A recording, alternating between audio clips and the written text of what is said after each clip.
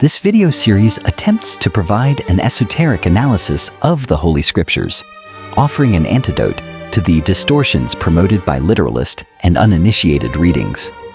Rooted in the principles of Empyrean dragon magic and aligned with the Illuminist mission of advancing humanity toward unity through rational spiritual gnosis, the series invites viewers to embark on a progressive interpretive journey. Each new video builds upon the last, creating a cumulative hermeneutic architecture that reveals the scriptures as a coded metaphysical narrative for magic and self-realization. And the evening and the morning were the fourth day. Genesis an, verse Negentian.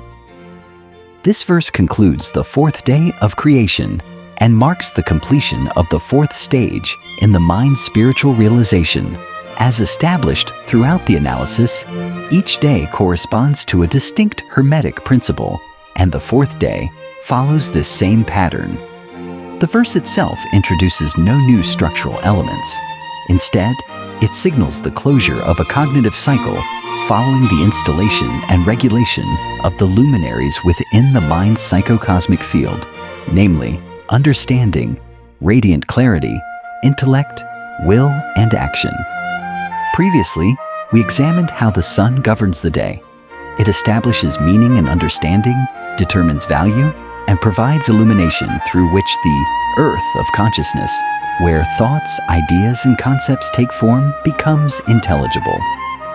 The moon governs the night. It executes, maintains, and sustains activity, operating through the faculties of intellect and will while reflecting the light of the sun.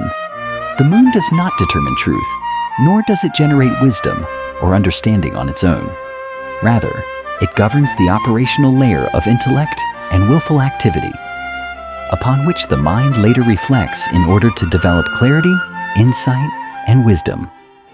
The relationship between the sun and the moon symbolically expresses the Hermetic Law of Polarity, articulated in the Kybalion. Everything is dual. Everything has poles. Everything has its pair of opposites. Like and unlike are the same.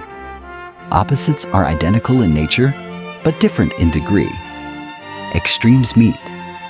All truths are but half-truths. All paradoxes may be reconciled. How does the law of polarity operate within this stage of creation?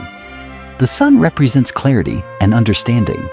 The moon represents intellect and will, and the stars represent the perceptive faculties.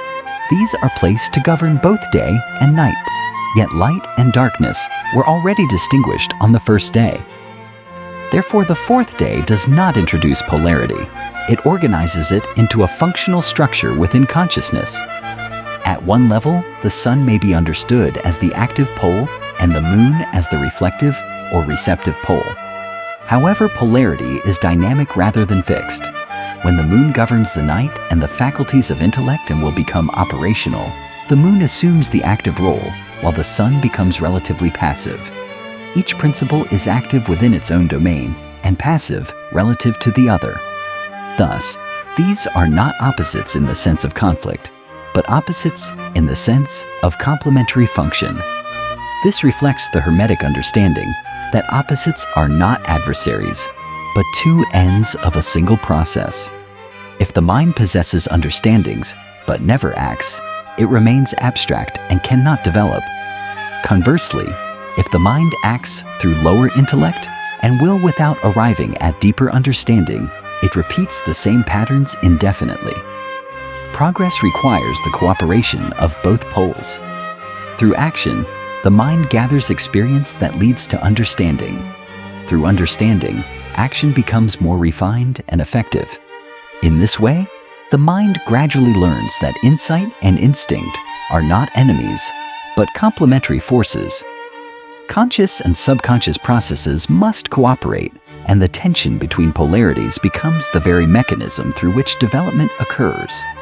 Growth arises through the integration of opposites rather than their elimination.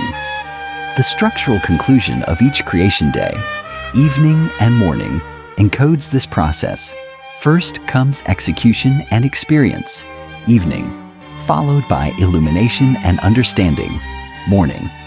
The system operates its faculties interact, and then integration seals the cycle. Because day and night form a recurring rhythm rather than a one-time event, each new level of understanding calls forth more refined action, leading the mind progressively toward higher realization